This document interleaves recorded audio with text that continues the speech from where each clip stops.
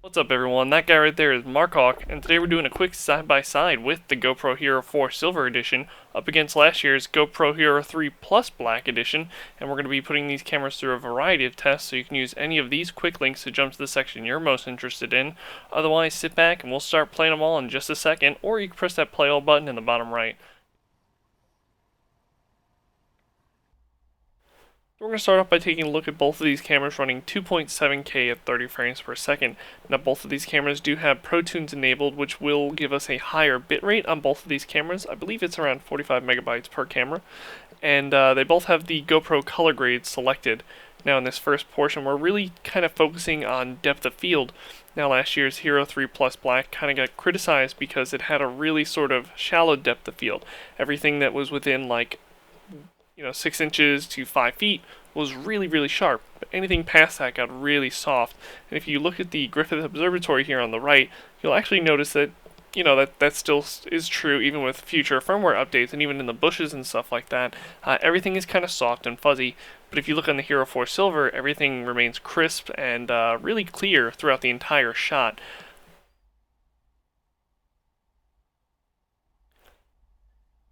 Now it's a little easier to see when we zoom in here. Now you can sort of see it in the Griffith Observatory again. Everything is kind of soft. Everything in the city and the distance is a little soft. But the area I'm really noticing it is the sort of bushes on the hills to the left.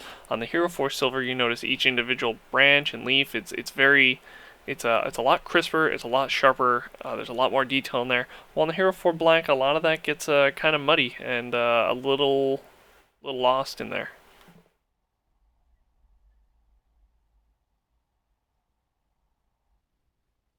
Now, if you're unfamiliar, both of these cameras actually have multiple color profiles that you can pick from. Basically, there's two. You have the GoPro color profile, which is what we were just looking at, and you have this more flat color profile. The flat color profile is mainly meant for color grading your footage later. So if you're not someone who's going to be messing around with your color later, it's kind of best to leave the GoPro color grade on. But what this does is it gives us more range in our blacks and our whites to sort of play around with later on. Shouldn't really make a noticeable impact on our quality. Last year's Hero3 Plus Black Edition gave me a lot of sort of red tinting in our white values, and you can kind of see it has a warmer tint because of it. The Hero4 Silver is much more neutral in both flat and its GoPro color grade, but I don't think it loses anything by being more neutral. It just it feels very balanced, the Hero4 Silver. So we'll switch off of 2.7K and we'll focus on 1440p. Now 1440p is a 4:3 aspect ratio, and the big benefit of this is it's using the entire sensor on the GoPro camera. Now we're going to capture things that were originally being cut off at the top and bottom of the screen. This recording mode I feel is really useful for anything with a trail.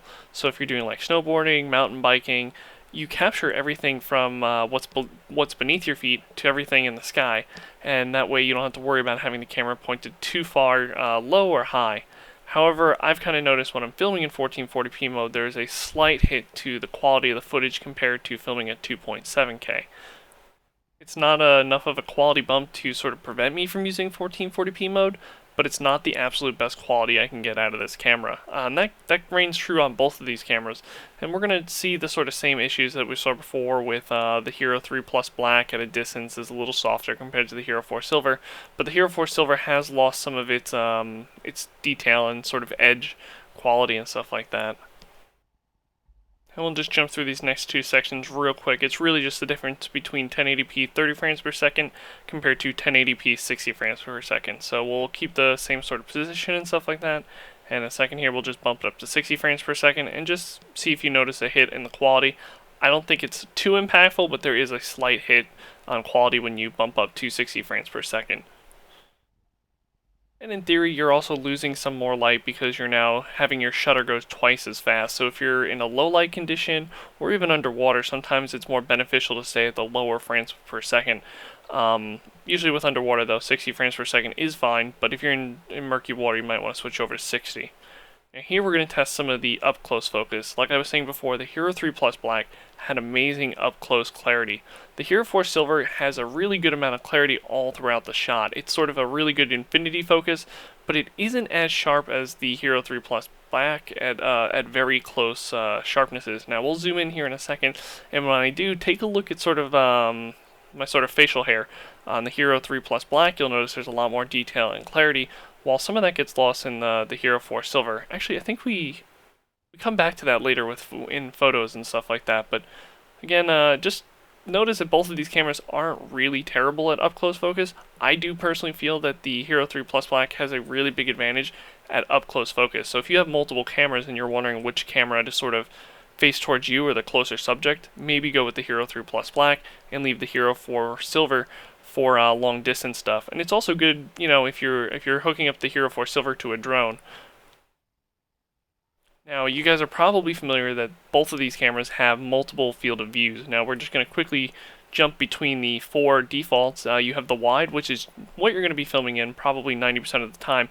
But if you're somebody who doesn't like seeing that curvature, generally you kind of stick with the medium field of view. It's kind of a good in-between, and then later if you want to take off the lens distortion, it doesn't impact the quality of your footage too much.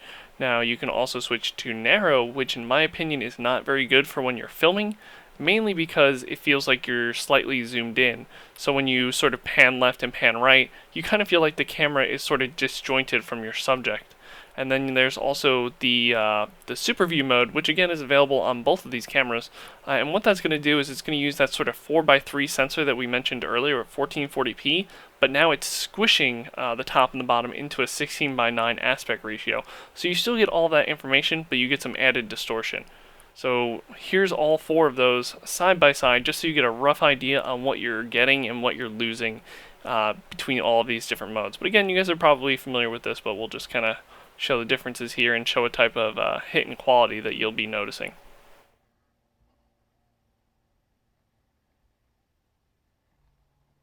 Now those palm trees on the left will serve as sort of a good reference on how far we're actually pulling back. Top left is the closest narrow, all the way to the bottom right, which is the furthest, which is super view.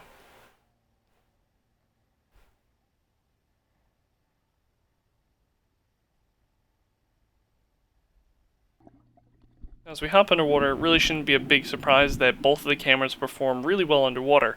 Unlike previous iterations of the GoPro Hero camera or other cameras in the market, these cameras come equipped with flat lenses, so what that gives us is nice, sharp, crystal clear footage underwater. Now the Hero 3 Black still has its depth of field issues underwater because that's more of a lens issue and not a case issue. The big difference you're going to notice with these cameras as we kind of go back and forth through these tests is sort of their color profile. Mainly the Hero 4 Silver has a tendency to go a little green, which kind of seems slightly off-putting, but it is more accurate. If you look at like the skin tones and stuff like that when we're doing that, it's a more natural sort of skin tone color, while the Hero 3 Plus Black Edition makes my face seem kind of very rich and red, sort of like kind of like I'm blushing or I'm overheating. There's not a huge difference between switching between 1080p and 2.7K between the two cameras. They both perform fairly well. I would still probably choose to film at 2.7K given the option. It didn't really make any noticeable impacts on lighting conditions and stuff like that. The color tints, the color profiles seem to stay pretty much the same. And yeah, you can kind of see the color profile there changing on the fly as new colors are introduced and stuff like that. Can't really fault it, it's just trying to keep a nice balanced image. Now we'll take a look at lens distortion here, and you might need to replay this one once or twice. But for the most part, the Hero 4 Silver doesn't have a lot of lens distortion throughout the center of the screen, and it doesn't have a lot of distortion on the left or right side compared to the Hero 3 Plus Black. Now the Hero 3 Plus Black doesn't have a lot of distortion in the center, but as you get towards the outer edges of the screen, I am noticing some warping. Take a look at the sort of white line on the bottom and the palm trees as they get close to edges and as horizontal lines go up and down. Alright, so in this section we're going to test the audio between these two cameras. Now for the duration of this audio test, we're not going to have the cameras in any of the cases. There's going to be no muffled sound, there's going to be no interference, it's just going to be open environment for these cameras. Now what we're going to do is we're going to shuffle through a few songs, we're going to do a few casual audio tests, and yeah, let's check out the results.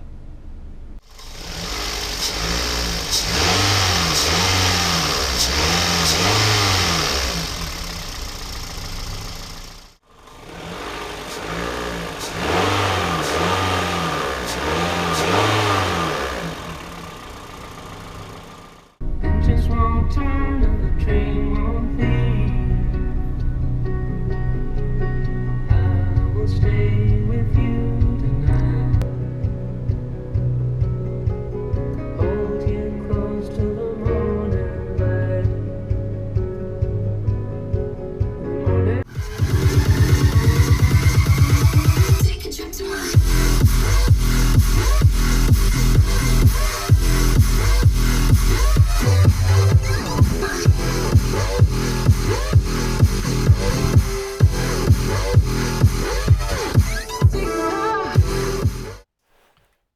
we're going to start moving into some low light stuff here, and we're going to try and focus on the contrast in this sort of first section.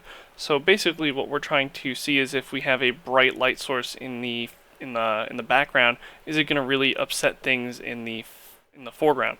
So here we have our trail. It's nice and evenly lit. We have all the detail. We have our tree, which again has a lot of shadow and rich black. On the Hero3 Black, I'm noticing a lot more detail in that tree, but I'm also noticing that the valley on the left was a little more washed out and stuff like that.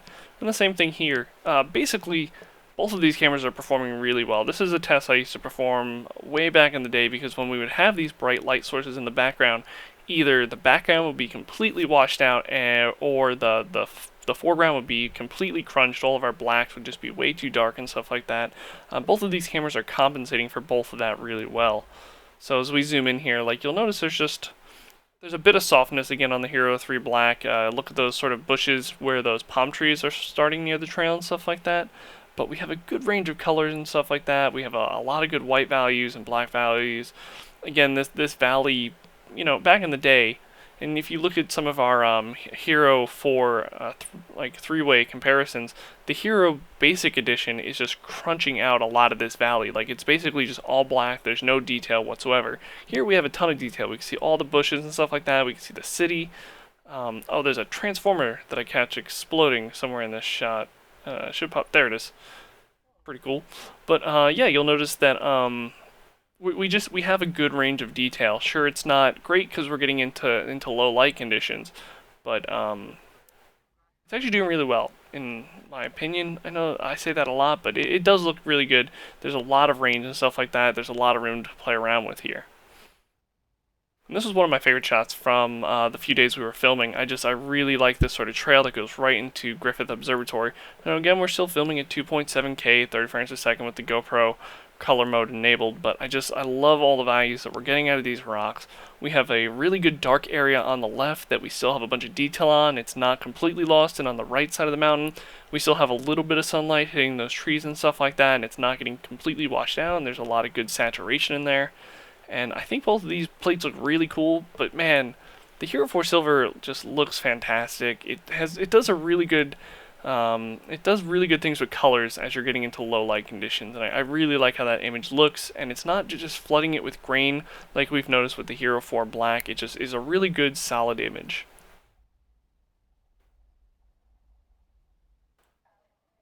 So with the Hero4 Silver, you actually have control of your ISO, and you actually have this control in the Hero3 Plus Black Edition. It's not in the Hero3 Black Edition, but it was something that was added to the Hero3 Plus Black Edition. You can actually go in there and basically tell what the ISO level you want is. Now, as you lower that ISO level, it's going to make your image darker, but it's going to reduce grain. Now, right now we have it set to the default, which is the GoPro color grade with the ISO 6400, and that's basically telling the camera, hey, we can ramp up this ISO all the way up to 6400, just try and get me a brighter picture. But the problem with that is it introduces a lot of grain. Now, in the past, we're like, we'll turn on flat mode because that'll make the image brighter, but when we turn on flat mode, we also turn off the degrainer. So the better route is to turn GoPro color grade on, but then just start slowly adjusting your ISO. But if we go too far, like 400, it's just a very dark, unusable image. Now, if you're in a place with a lot of natural lighting, this can actually be very usable. But I personally tend to now like to stick around 1600. And I've also noticed, based on some comments from other users, they've had some success with 24 frames per second, because 24 frames per second will allow more light into the camera, but for my initial test I found that to be such a small amount, but it is making a pretty good difference here. I found both of these cameras to pretty much be on par with each other throughout the entirety of these nighttime tests, though there were a few instances where the Hero3 Plus Black Edition, like it is right now, has more values and ranges in its sky. So in our last section here, we're going to focus on photos. Now, earlier we've mentioned that the Hero3 Plus Black Edition has really good up-close focus, but we've never really shown anything that's sort of been within a foot of the camera, which is kind of what we're doing here. Now, both of these shots actually have a lot of range. If you look in the sunglasses, we sort of have the fire radium lenses, which are just just showing an awesome range of colors in there and stuff like that. If you look at the Hero4 Silver on my hoodie, it's a nice rich and dark color, and that's kind of what that hoodie style is. Now as we zoom in here, take a look at my sort of unshaven detail. It's super sharp in the Hero3 Plus Black edition on the right. That's not to say the Hero4 Silver's image is bad, but it's the one area where the Hero3 Plus is really better with sort of focal. Now both cameras are taking photos at 12 megapixels, and it's also worth noting that the Hero4 Silver comes with a built-in LCD screen. The LCD screen has been a huge advantage in a lot of areas, and it actually makes using the Hero4 Silver a lot of fun. It's a lot faster to change settings, because there's a lot of settings to change this time around. It's also really useful to use that LCD screen at night, because the front-facing LCD screen on the Hero4 Silver is much harder to read than the Hero3 Black Edition's LCD screen at night. And with the Hero4 Silver, you have a lot more control when taking photos. You can actually adjust things like the shutter speed, the ISO.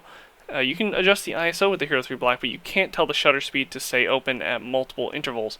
So we can tell it to stay open for half a second all the way up to 60 seconds, and we can have it do this over the course of a time lapse as well. You can't do anything like that with the Hero3 Black, so the Hero4 Silver just has this huge advantage when taking low light and night photography. And then add on the fact the LCD screen, it's kind of a clear winner to me. But then again, you can also look at the color profiles here. The Hero3 Black, again, does introduce some of that red, so reds come out really nice. But we also have bright blues in the sky with the Hero4 Silver, which we haven't seen in any of the Hero3s.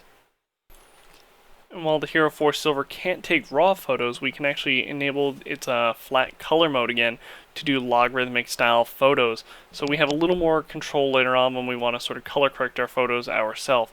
Again, it's not raw photos, even though it's slightly misleadingly advertised that way, but you just basically have 411 logarithmic footage. Anyway, that wraps up our comparison of these two cameras. So what do you guys think? Leave a comment in the section below. Curious to hear you guys' thoughts.